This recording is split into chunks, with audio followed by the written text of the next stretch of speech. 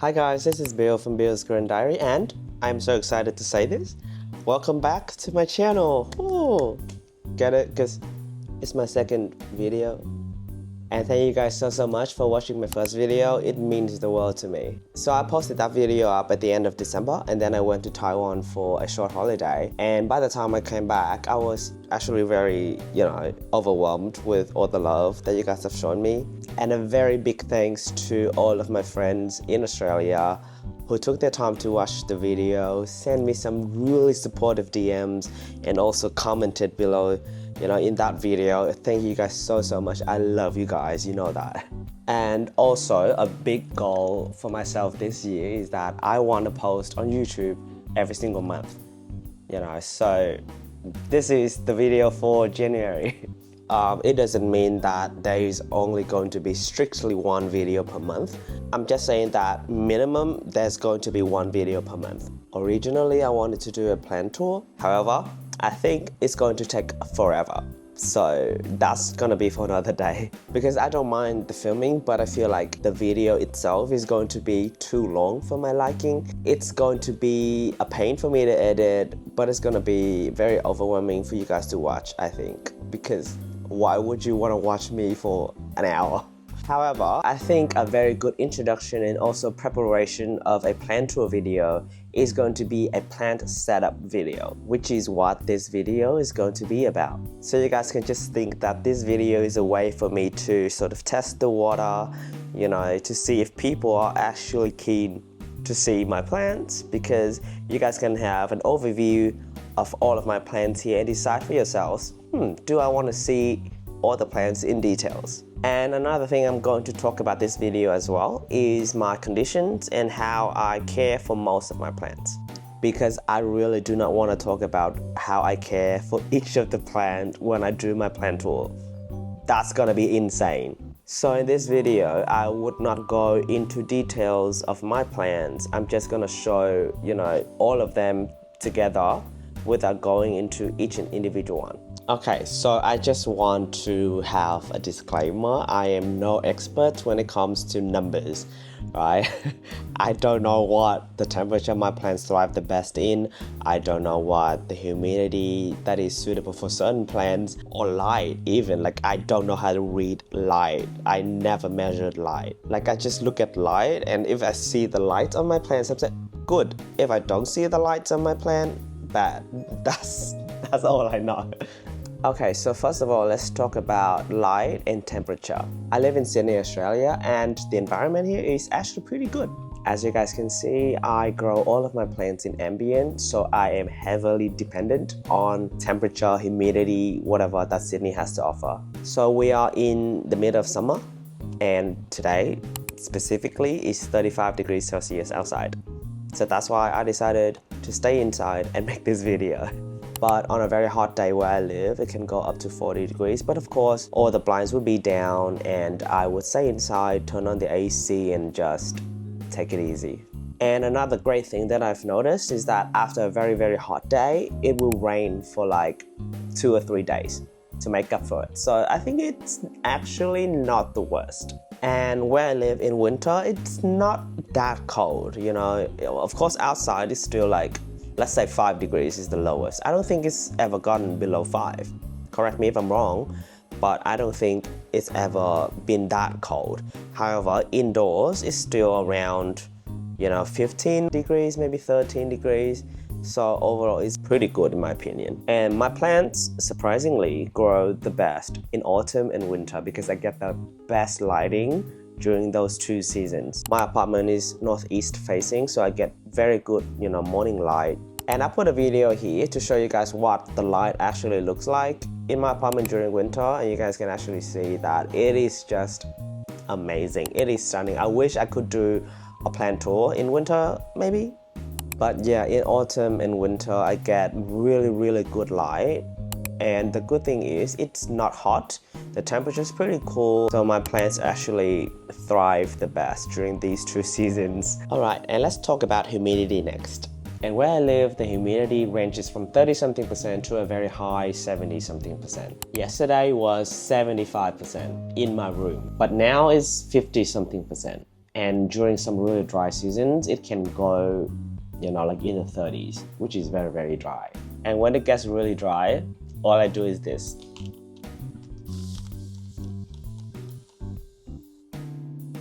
That's it. And I have a lot of friends, you know, they have the amazing setup, you know, in their tent, in their greenhouse, and then they keep on, you know, like showing all the readings or the numbers and analyze them and keeping them, you know, under control, how to like optimize the growing of their plants. And I just look at them and I'm like, wow, I can't wait to do that. Like, I really, really want to have my own place and then do all of that, you know, with my grow tents, my greenhouse, my cabinets, you know. Maybe I can start with the cabinet, but again, I do not want things to be out of control, because I feel like the moment I get one thing, the next thing just comes, and then the next thing comes, and the next thing I know, my whole apartment is filled with plants, and you know, and I don't want that. But I think a big advantage of having plants in Ambient is that I can control the number of plants, because of course I cannot physically afford to have a lot of plants in Ambient, because they would look like a mess, and I don't want my apartment to look like a forest. So I think there are 3 main areas in my apartment where the plants are going to be. Again, it's not really a setup because they just grow in Ambient. Okay, so I hope the sudden language change wasn't awkward and weird. But yeah, remember when I said I have 3 main areas where my plants are at? This is the first area. I call this area the Pokémon and Nanoleaf area, because there's, you know, heaps of Pokémon down here, and because it is right under the Nanoleaf lights up here. The Nanoleaf is just my regular light. It serves no purpose of a grow light. All of these plants, they just rely solely on the lights coming from the window right behind the camera and also to this side of the camera, and that's all I have. And if you follow me on Instagram, you know how much, you know, I keep on spamming this area. But now let me get up and show you guys the actual space. Okay, so this is what the whole area looks like. You might see that a lot of these things look really familiar because I do post a lot on my Instagram. And before this, I used to have some really big moss poles there, but it was really hard to water them, so I had to let them all go. Okay, so I'll show you guys what the lighting situation looks like here. All of the plants are getting the light from this window and also this window over here behind the TV, and that's all they get. On the bottom level, we don't have any plants here because there's barely any light. These Marantas are getting big, but a lot of them are filled with mealybugs, so they should be on the balcony. I just put them back for the purpose of this video. A lot of my big Anthuriums are together in this area because I honestly do not have anywhere else in my apartment that can fit them, but I think they look quite nice together. And there is a Chikorita in the corner looking so cute. Coming down to this little area, we have a lot of miscellaneous Anthuriums. A lot of these guys, I honestly do not know where else to put them because I want each area to have a certain sort of purpose, but this area just holds a lot of random Anthuriums that I don't know where else to put. Here is a closer look of this area, which I love so much. I think I spam this area the most on my Instagram, along with my coffee and my matcha. But a lot of these guys are among my easiest Anthuriums. The only time I need to pick them up is to water. I don't have to pick them up to check for anything else because, as you guys can see, they are quite big. So I don't have, you know, the energy to pick them up every day. A very popular question that I always get is, are those pebbles for humidity purposes? And the answer is no. They are just to catch any excess water, and that's it, guys. As you guys can see here, some of them are not even standing on the pebbles. They are on the tray because I don't have space for circular, you know, small sources. And as you guys can see here, a lot of them are bigger, so they tend to get very top heavy and tip over. So what I do instead is that I would put them on the tray and then I will surround them with pebbles from stopping them from tipping over, such as this one. And that's it for this area, guys. I hope you guys liked it, and there are 2 more planty areas to go, so let's move on to the next one, shall we? Okay, so we were here. This is the Nanoleaf and Pokemon area. If I do a little span, you guys can see all of my windows, and that will lead us to the second area of this tour, which I call the moss pole area. Okay, so this is the second area of my apartment that I used to grow plants in. And I call this the moss pole area because it only has my moss poles. How many do I have? 1, 2, 3, 4, 5, 6. 6 moss poles. At one point I used to have 30. They were scattered around my apartment and it was so hard to walk around and to water, so I had to let the majority of them go. I'm only keeping 6 of my favorites. Even if you follow me on Instagram, this may be the first time that you see this area because I never really post this area up because there's nothing to see. They're all, the backs of the moss poles. Yeah, it's just impossible for me to get out, and film all the foliage here because the window is extremely dirty. I never clean it. And again, during winter, I get really great light in this area and they grow really, really well. But spring and summer, I have less, good light. So a lot of them are struggling a little bit here. But now let me put the plants back a little bit so you guys can see the plants better. All right, so this is me behind all of my moss poles. You guys can see that I have 1, 2, 3, 4 here on this desk. And I have 2 bigger ones that are on the floor. Also, another video that I really want to do in the future is me talking about my experience with moss poles and whether I am a fan of moss poles. Well, you guys can have a guess because I went from having 30 to 6.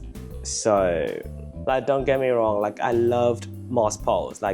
I had a good time with them. Growing plants on moss poles and watching them mature was so rewarding until I had 30 guys like these. Can you guys imagine where would I put them in my apartment? So I had to let a lot of them go. And yeah, I will talk about each of these guys individually when I do the plant tour. Here's the whole look of all of these moss poles. Let me know in the comments, guys. Do we like moss poles? Do we not like moss poles? How do we feel about them? Did anyone else also start out with way too many and then get really overwhelmed like myself? Because I really did. But yeah, all the foliage is coming through very nicely, such as this pink princess right here with all the pink. And this is the only Anthurium that I have on a moss pole. So you guys can see that those 4 stand on this hallway table. And then they will be right in front of this window. Finally, here are my 2 biggest moss poles at the moment. My Monstera, Bossygiana Aurea and Albo. They are standing on the floor because they're way too big. And here is the final look of all of my 6 moss poles. We have 2 Monsteras on the floor, 3 Philodendrons and 1 Anthurium on this hallway table. Well, that leads us to the last planty area of this tour, which is my bedroom. I don't think I've ever shown my whole room like this on the internet, so this is really the first time. What do we think? Now let's look at the plants. Here we have a lot of Anthuriums also standing on the pepper trays, looking right at the window. And going up, we have some trailing plants. Most of them are philodendrons and epipremnums. I really wanted to have a curtain of plants, so I think that comes out nicely. I also have a tile constellation next to my bed and also a bunch of baby Anthuriums and variegated alocasias. And we'll talk about those plastic cups later. Alright, so we made it to the final destination of this apartment where most of my plants are at. Here are a lot of my babies. Welcome to my bedroom where I have what you call the rarer kinds. A lot of these guys are a little bit more expensive compared to the remaining of the plants in the living room. These guys are more towards my favorite side of the spectrum. Here is an overview of this setup over here. I know that some of you might have seen this way too many times on my Instagram and you probably are getting sick of it, but I will not stop spamming about this area because again, it is my favorite area of the whole apartment and you guys can see why. A lot of these guys are very special and I just love them so much. I might need to finish the video a little bit faster than expected because it is so cloudy and overcast outside. I don't know if the storms are coming back, but the light is not lighting at the moment. And I really do not want to continue this video on another day, so let's get to it. A lot of these were once my wishlist plants, such as this luxurians over here. I used to always want to have one, and now I have it.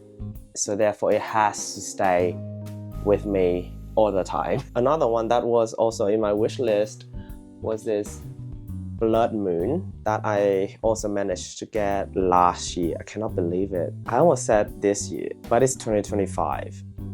How is that real? Oh my god. So just like the rest of the apartment, this bedroom is northeast facing, so I get incredible morning light, especially in winter and in autumn. But as you guys can see now, we're in the middle of summer and I do not get the best light. And you know, like, it sounds really weird, but winter and autumn is when I look forward to the most.